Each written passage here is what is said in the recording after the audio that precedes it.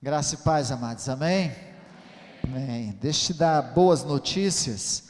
Eu vi que o Miguel já está correndo por aí, jogando bibolim, já está com o gás todo, né?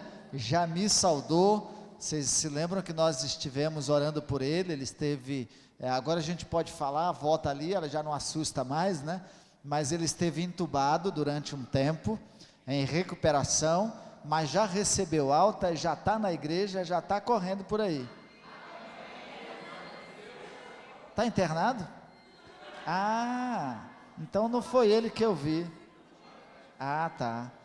Eu só vi o vídeo mesmo, né? Quem eu vi correndo foi o filho do Jaze. Eles se parecem, é verdade. Mas ele já está bem, já falou comigo no vídeo. Olha, já estou adiantando. Então domingo que vem ele está correndo aí, né? Amém? Ele vai estar correndo. Mas eu conversei com ele no vídeo, ele estava todo tímido, né? Todo retraído ainda, mas muito bem, coradinho, gozando já de plenas melhoras. Então vamos orar para que ele esteja já conosco na semana que vem. Oremos também pelo irmão Elias, a sua família. Ele perdeu a sua mãezinha nesta sexta-feira, aliás, no sábado, ele perdeu a sua mãezinha e foi sepultada hoje. Oremos por ele, pela sua família, para que Deus traga todo o consolo ao seu coração, amém? Glória a Deus. Abra sua Bíblia comigo, no livro de Filipenses, capítulo de número 2,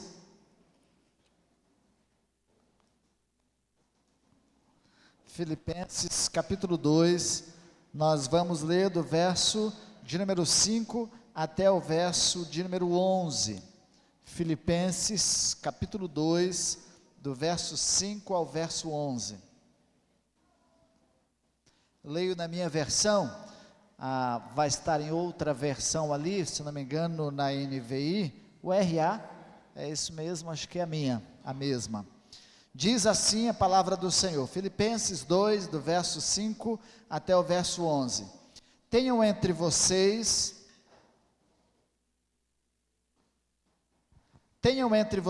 o mesmo modo de pensar de Cristo Jesus, que mesmo existindo na forma de Deus, não considerou ser igual a Deus algo que deveria ser retido a qualquer custo.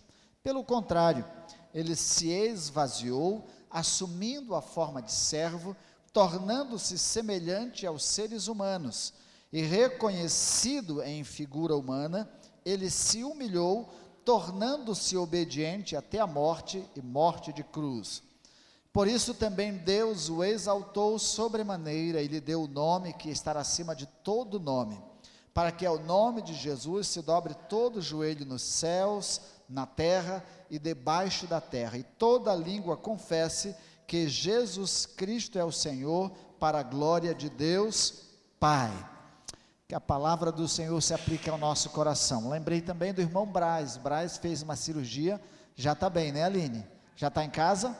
Já está em casa a sua recuperação. O seu desejo é logo estar nos nossos mutirões, né? Trabalhando. Oremos pela sua recuperação. E o sacerdote, parceiro fiel aqui. Obrigado, Cláudio. Muito obrigado. Eu quero pensar com os irmãos sobre o poder da cruz. O poder da cruz.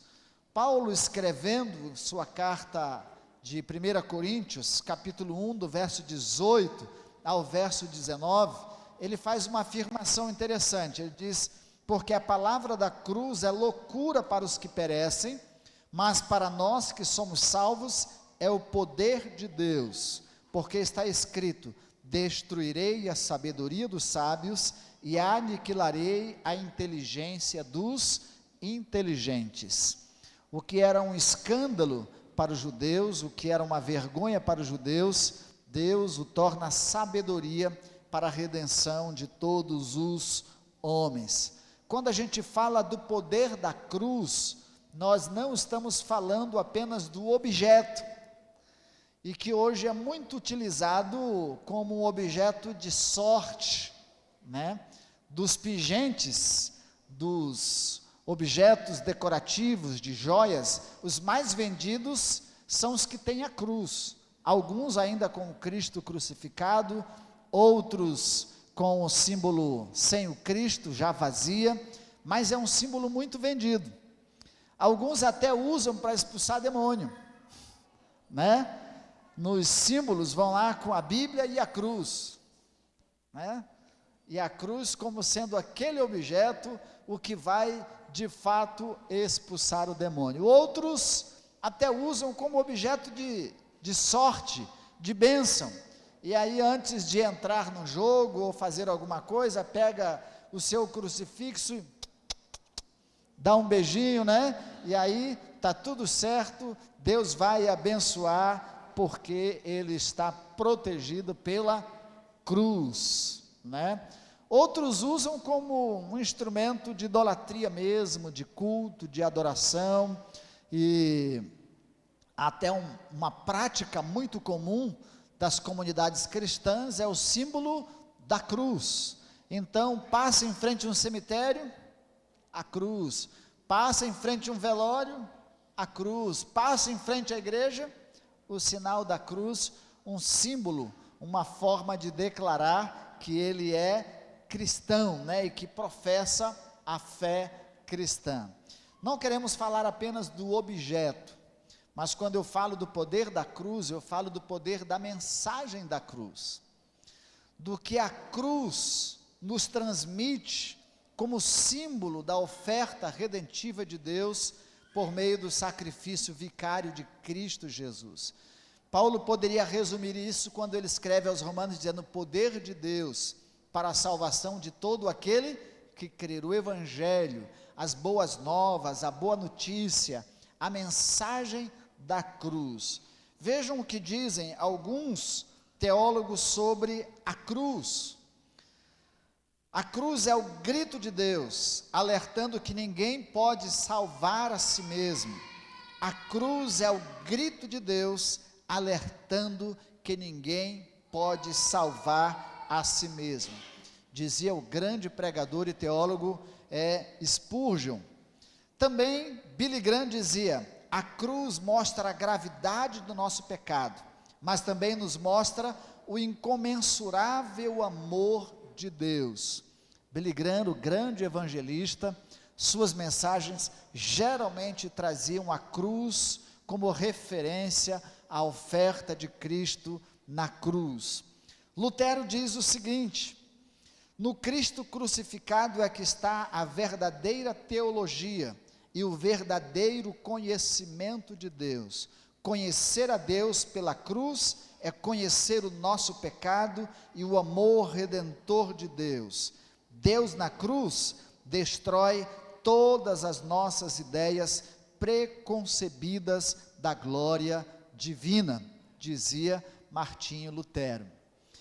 Lucas, o evangelista que escreve o Evangelho de Lucas e escreve o livro de Atos, faz esta declaração: este homem foi entregue por propósito determinado e preconhecimento de Deus, e vocês, com a ajuda de homens perversos, o mataram, pregando-o na cruz.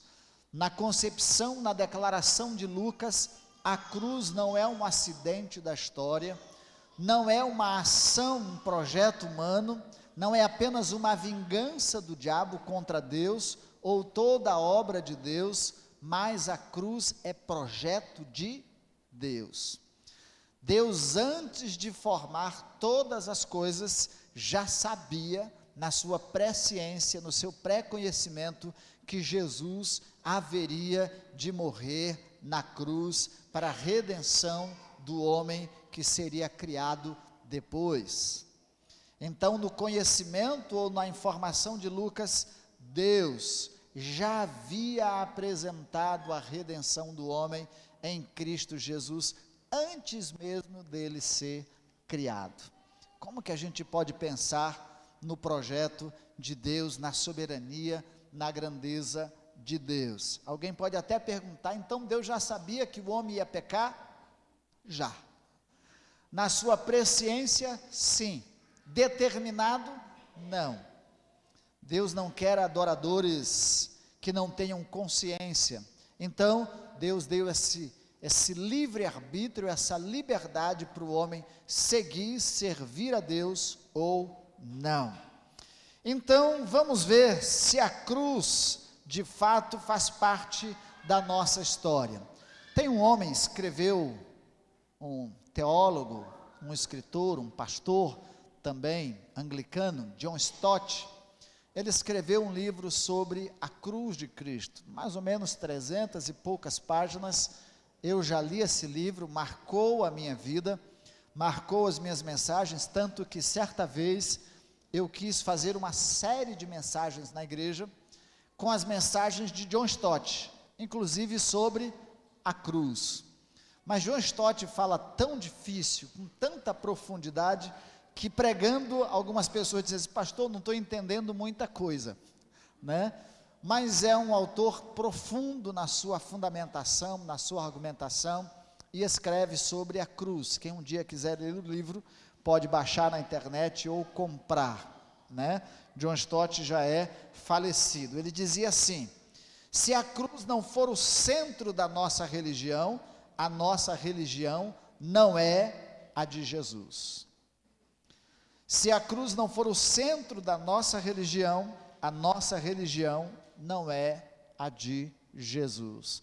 Baseado nessa ideia, no texto que nós lemos e outras referências que eu vou pedir que vocês confiram ou busquem em suas Bíblias, nós vamos apresentar o poder da cruz. Amém? Tem uma música, mas nós vamos cantar ela só no final, que diz: rude cruz se erigiu, dela um dia fugiu. No final, a equipe de louvor está afinada, dessa vez eles treinaram antes, para a gente cantar como igreja, e como declaração de nossa fé, e é aquilo que nós professamos, da nossa crença em Cristo Jesus. A cruz promove a derrota de nossos inimigos. Repita comigo: a cruz promove a derrota de nossos inimigos. Os nossos inimigos, antes de mais nada, são inimigos de Deus. Todos os nossos inimigos se tornam inimigos de Deus, porque o homem é o objeto, é a criação amada de Deus, e todo aquele que se levanta contra a sua criação, automaticamente se torna um inimigo de Deus. Então, na cruz, Jesus derrotou Satanás. Na cruz, Jesus derrotou Satanás. Da mulher nascerá alguém que esmagará a cabeça da serpente. Em toda a história da humanidade, o inimigo sempre buscou frustrar essa promessa de Deus, que ele seria derrotado, que a sua cabeça seria esmagada. E na história, todos os grandes homens bíblicos falharam, mas Cristo Jesus não falhou. No seu projeto de se apresentar, de se oferecer à morte de cruz, ele derrota Satanás. Se você abrir 1 João capítulo 4, do verso 4 ao verso 6, nós entendemos que nós temos a vitória. Ali João está falando sobre os falsos profetas, sobre o anticristo, e de que nós somos vencedores por Cristo Jesus na cruz. 1 João capítulo 3, verso 8, Colossenses capítulo 2, verso 13 ao verso 15, tem uma declaração extraordinária, que por meio da cruz de Cristo, Jesus levou, rasgou a cédula que era contra nós, de condenação contra nós, e apresentou o inimigo como um espetáculo público derrotado. Vamos abrir, porque é muito rico essa referência. Abra lá, Colossenses capítulo 2, do verso 13 ao verso 15.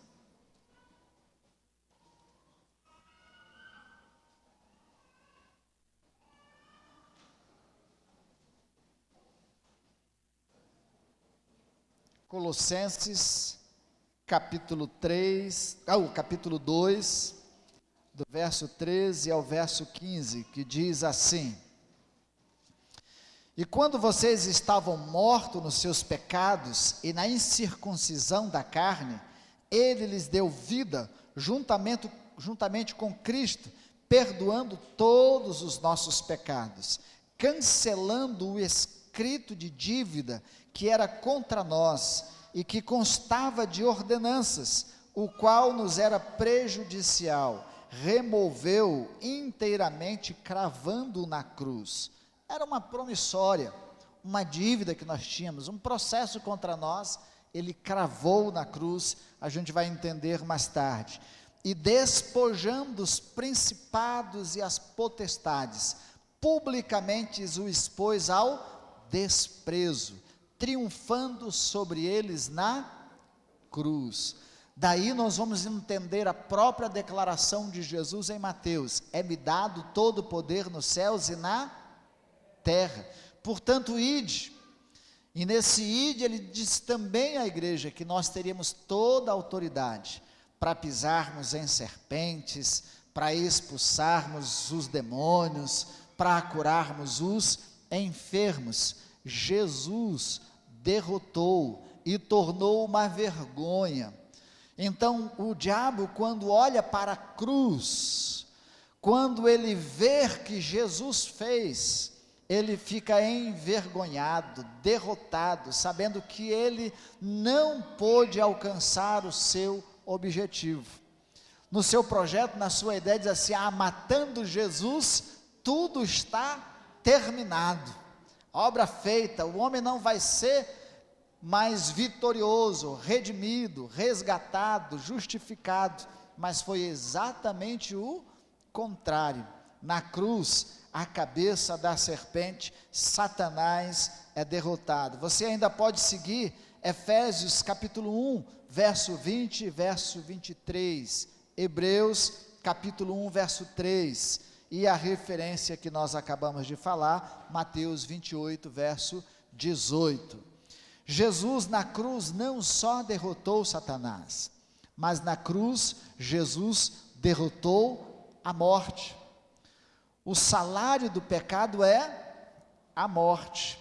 E quem levou o homem a pecar, quem induziu o homem a pecar foi o diabo. Ele seduziu Eva, que seduziu Adão, e ambos pecaram, desobedeceram a Deus e foram condenados à morte física e à morte espiritual.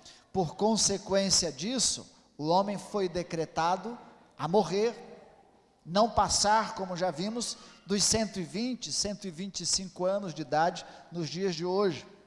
Então, nesse decreto, a morte foi derrotada, a morte foi vencida, porque crucificado Jesus, depois tirado da cruz, foi sepultado, e ao terceiro dia ele ressuscitou, vencendo a morte, e vencendo a morte pôde nos dar a garantia de que também nós venceremos a morte, porque no último dia nós ressuscitaremos, e estaremos para sempre com o Senhor.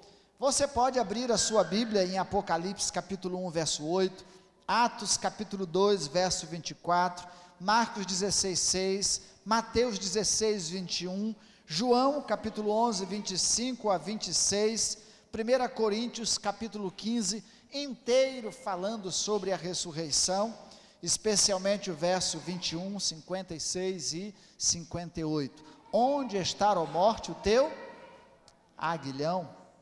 Onde está a morte? Jesus venceu a morte. Amém? Você pode pensar isso, a morte é o nosso inimigo. Quem não tem medo de morrer aí?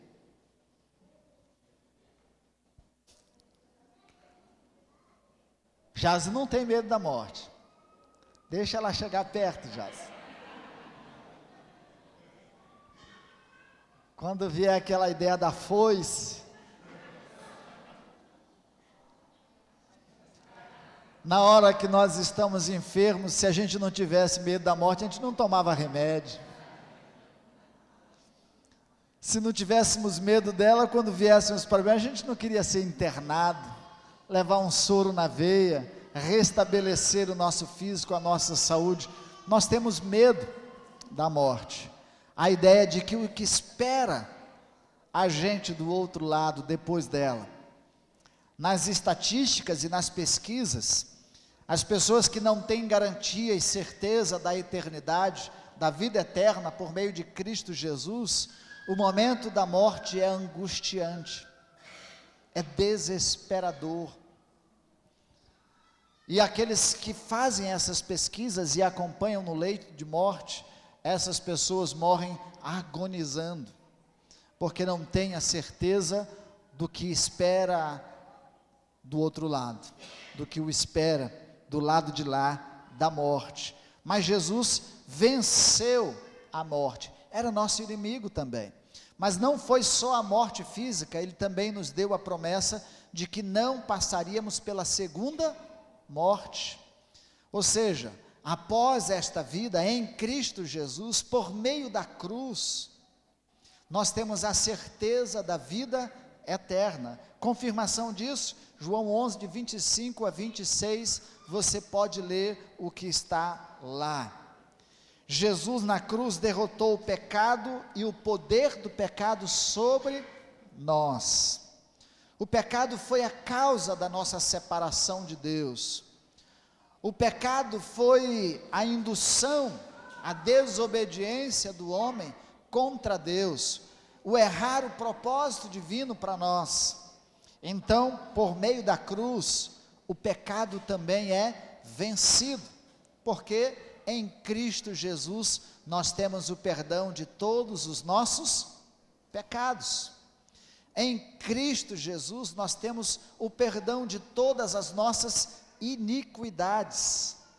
A Bíblia nos diz que, perdoados por Cristo Jesus, Ele nem se lembra mais dos nossos pecados, das nossas transgressões. Nesse sentido, o perdão de Deus é como esquecimento. Se você confessou a sua culpa, confessou o seu pecado, certo da graça divina, do perdão de Deus, e depois for querer confessar de novo, ele diz assim: mas do que você está falando mesmo? Isso já está perdoado. Mas não só nos é perdoado o pecado, mas também nós somos libertos do poder do pecado. Quem é escravizado pelo pecado, não tem domínio sobre si, não tem domínio sobre os seus desejos, não tem domínio sobre os seus impulsos, não tem o domínio sobre a sua própria carne. A sua natureza e a nossa natureza, sem a reconciliação de Deus, por meio de Cristo Jesus e da cruz, nós somos conduzidos à prática do pecado. Mas em Cristo Jesus nós também somos livres do poder do pecado. Eu peco se eu quiser. Eu peco se eu quiser. Esta é a minha escolha. Porque Ele me esclarece, me convence do pecado, de todas as coisas que me afastam de Deus. Se não fosse assim, Paulo também não escreveria dizendo que por vezes nós entristecemos o Espírito Santo de Deus. Quando o crente de fato se aproxima e está em comunhão com Deus, os seus erros trazem tristeza à sua alma, trazem alerta à sua consciência, traz-lhe um peso de culpa, não para que ele viva sobre o peso da culpa, mas para que a culpa o alerte de que ele tem que confessar, reconhecer o seu erro, a sua falha e voltar-se para Deus. Eu costumo dizer que aquele que foi reconciliado pelo poder da cruz, o pecado para ele é como escorregar na sarjeta, e cair e não querer ficar na lama, mas logo se levantar, trocar de roupa, ou lavar aquela veste e pôr uma veste nova. Paulo, escrevendo sua carta aos Romanos, capítulo 6, e todo o capítulo 6 vai dizer isso: que diremos, pois, permaneceremos no pecado para que a graça abunde? Não, de modo nenhum. Nós que já morremos com Cristo e fomos sepultados com Ele, ressuscitamos para vivermos uma nova vida, e agora vivemos em novidade de vida. Então, nós em Cristo Jesus somos libertos do pecado e do poder do pecado. Mas sem Cristo somos escravos do pecado, e um abismo chama outro abismo. Quanto mais na lama ele quer estar. Quanto mais na prática do pecado, mais ele sente prazer em viver naquela condição e naquela situação, longe, separado de Deus e vivendo ao seu bel prazer. A cruz declara o amor de Deus pelo homem pecador. Então, lembrando que se a cruz derrota os nossos inimigos, a cruz também declara o amor de Deus pelo homem pecador. A gente poderia usar textos clássicos, quando Jesus diz: vinde a mim todos vós que estáis cansados e oprimidos, falando ali para os religiosos, que viviam numa prática da religiosidade, como os fariseus, os saduceus, os zelotes, que embora professassem uma religião, uma prática religiosa, eram escravos da própria prática religiosa, sem conhecer o amor, a graça, a bondade de Deus, a bondade perdoadora de Deus. Quantas pessoas estão vivendo cheios de culpa, de religiosidade, sem experimentarem a graça, o amor, a bondade de Deus. Paulo, escrevendo nas suas cartas, ele diz, orando, intercedendo para que eles pudessem compreender a profundidade, a largura e a altura, a dimensão do amor de Deus, uma demonstração clara da cruz. Algumas pessoas até interpretam o sentido do amor de Deus na cruz, da profundidade, no sentido de que a caveira, o Gólgota ali, o lugar da caveira, então o lugar da morte, foi vencida pela cruz, pela oferta de Cristo Jesus. A morte foi destruída, Satanás foi derrotado e o amor de Deus foi estendido para todos os homens, com os seus braços ali e simbolizando na própria reconciliação daquele ladrão que estava com ele e que diz, lembre-se de mim quando entrares no teu reino. Ele diz, hoje mesmo estarás comigo no paraíso. Deus está com seus braços estendidos. Na cruz, Jesus se tornou nossa propiciação. Pastor, que palavrão é esse? Você pode abrir lá toda essa explicação, 1 João 2,2, 1 João 4,10, Hebreus capítulo 2, verso 17, Romanos 3, 24 a 25. Propiciação é a ideia de promover a paz, de promover reconciliação, de aplacar, apaziguar. A ideia mais correta é essa ideia de aplacar, apaziguar alguém que está profundamente irado, indignado, no sentido de que a ira de Deus, por causa da sua santidade, é sobre todo homem pecador. Então, por causa da ira de Deus, todos nós mereceríamos a morte, morte imediata. Uma vez sendo pecadores, passivos da ira divina, então sobre nós deveria ser a morte. Não poderíamos continuar vivendo. Cada vez, se eu pecar, então eu seria morto, por causa da ira divina, da justiça divina, porque o salário do pecado é a morte.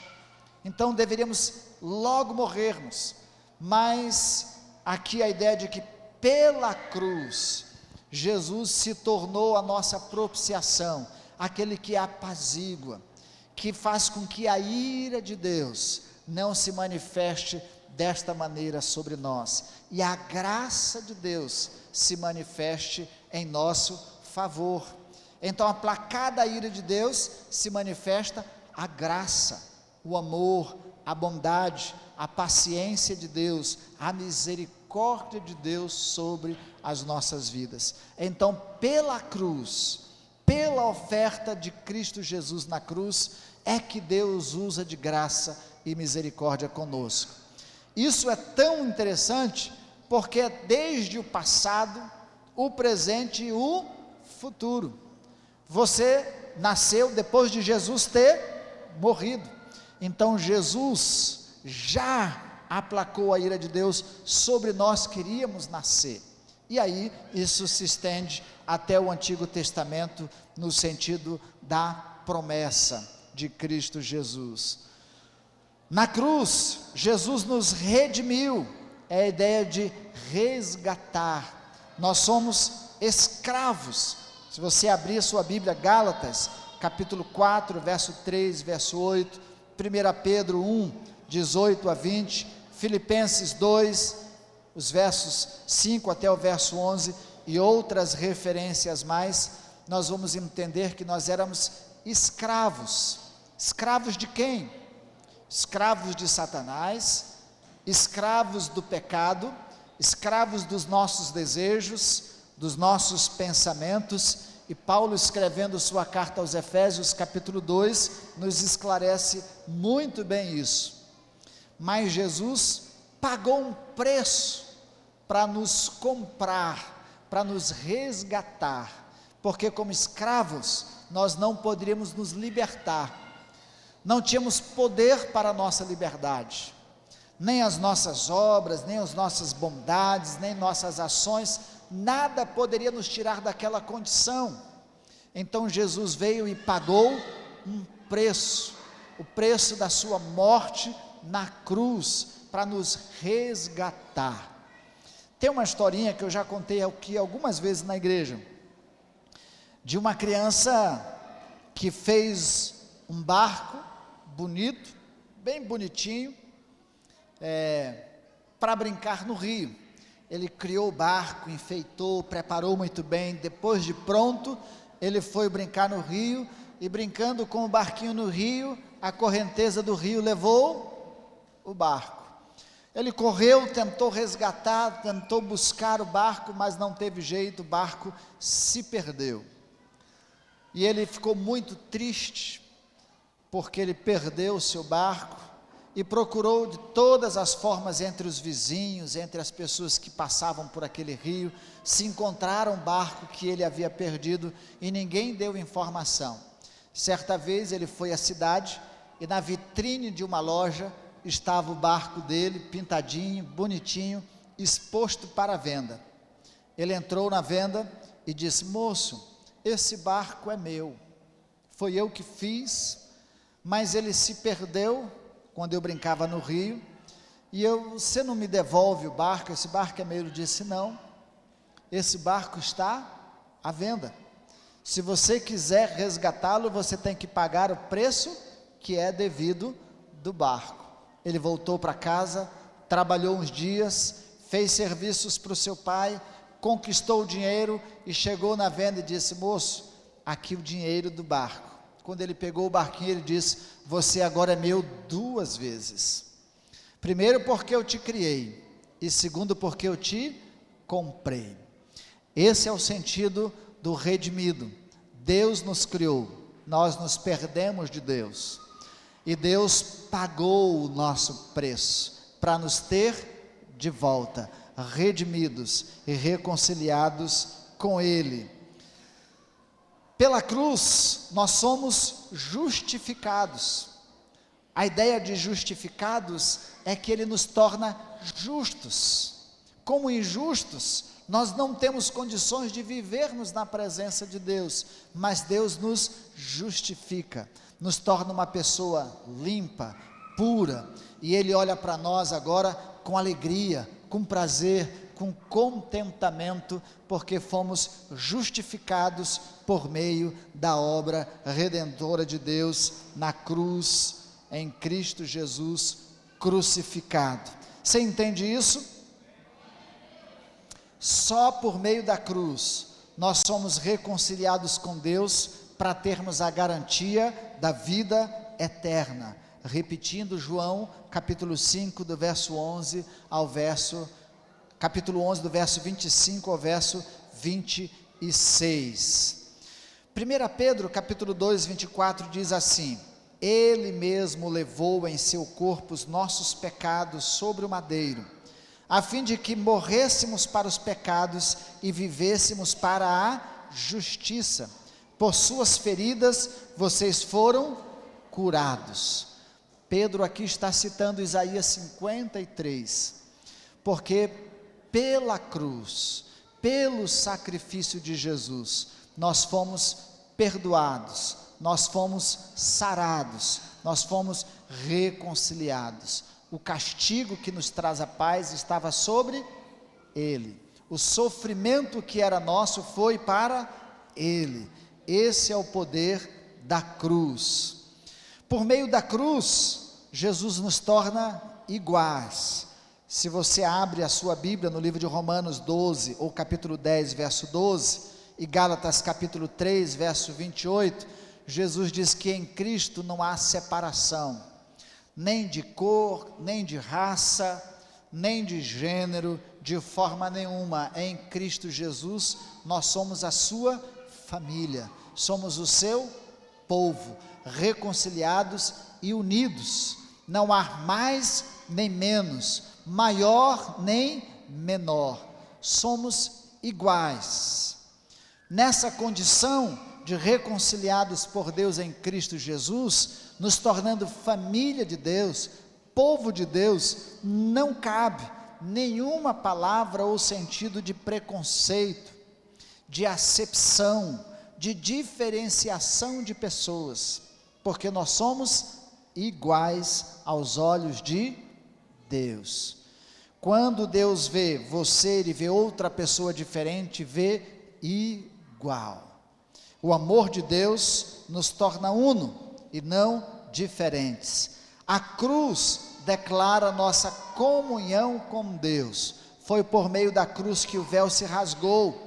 Na morte de Cristo Jesus, então nos foi aberto um novo e vivo caminho. Você pode encontrar isso em Hebreus capítulo 10, verso 19 até o verso 23. A cruz nos faz partícipe da glória de Deus. Agora nós somos herdeiros e co-herdeiros com Cristo. Nós também participaremos do governo de Cristo Jesus na eternidade. Ele orando, inclusive João capítulo 17, isso fica muito bem evidente. Agora, por meio da cruz, nós participamos da glória de Deus. A glória de Deus se manifesta na minha vida, a glória de Deus se manifesta na sua vida, a glória de Deus se manifesta por meio da igreja de Cristo Jesus, a glória de Deus se manifesta no meio de nós, e nós presenciamos a manifestação, o poder, a graça, a salvação por meio de Cristo Jesus. Esse é o poder da cruz, aquele que nos livra, ou aquela que nos livra dos nossos inimigos, aquela que evidencia e manifesta o amor de Deus, e aquela que nos declara em plena comunhão com Deus. Pergunto eu, você já recebeu em sua vida o poder da cruz? O poder desta mensagem já faz parte da sua história e da sua vida? Como no deserto a serpente fora levantada para a salvação daqueles que eram picados por uma serpente venenosa, a palavra de Deus nos diz que Jesus também foi levantado para que todo aquele que para ele olhasse pudesse ter vida. Abra lá sua Bíblia no livro de João capítulo 3, verso 14, diz assim: da mesma forma como Moisés levantou a serpente no deserto, assim também é necessário que o Filho do Homem seja levantado. E aí verso 14, mas eu, quando for levantado da terra, atrairei todos a mim. O desejo de Deus, por meio da cruz, é que você seja atraído para olhar para a cruz de Cristo Jesus, como forma de você ser liberto de todos os seus inimigos. O desejo de Deus é que você seja atraído e olhe para a cruz, para Cristo Jesus, e aí receba de toda a dimensão, de toda a expressão do seu amor. O desejo de Deus é que você seja atraído para a cruz, para Cristo Jesus, e seja reconciliado com Ele, e participe de toda a glória e de todas as promessas que são ofertadas a você. Amém? Nós somos convidados a tomarmos a nossa cruz e seguirmos a Jesus, mas para isso é preciso negar a si mesmo. Marcos capítulo 8, verso 34, então ele chamou a multidão e os discípulos e disse: se alguém quiser acompanhar-me, negue-se a si mesmo, tome a sua cruz e siga-me. Há uma condição, é preciso negar a si mesmo, deixar de querer conduzir a sua vida do seu jeito, da sua maneira, achar que a forma que você tem, ou a fórmula que você tem para ser salvo, é a forma correta. Se você até aqui tem achado que as suas práticas de vida, que as suas obras, que a sua religiosidade, ou que o seu destino está para a vida eterna sem Cristo Jesus, isto não é verdade. Ele afirma: eu sou o caminho, a verdade e a vida, e ninguém vem ao Pai senão por mim. Não há salvação em nenhum outro, senão por meio de Cristo Jesus, homem, aquele que veio e ofereceu-se na cruz, exatamente para nos libertar do poder do diabo, para nos libertar do poder do pecado e para nos garantir a vida eterna. Vamos nos colocar em pé e vamos orar, com a certeza de que nós fomos alcançados por esta mensagem da cruz, que fomos reconciliados por meio da mensagem da cruz, ou seja, por meio de Cristo Jesus, do seu sacrifício, do seu amor. Feche os seus olhos, igreja, e ore ao Senhor. E nós vamos cantar aquela música: rude cruz se erigiu, dela um dia fugiu. Reflita na mensagem desta letra.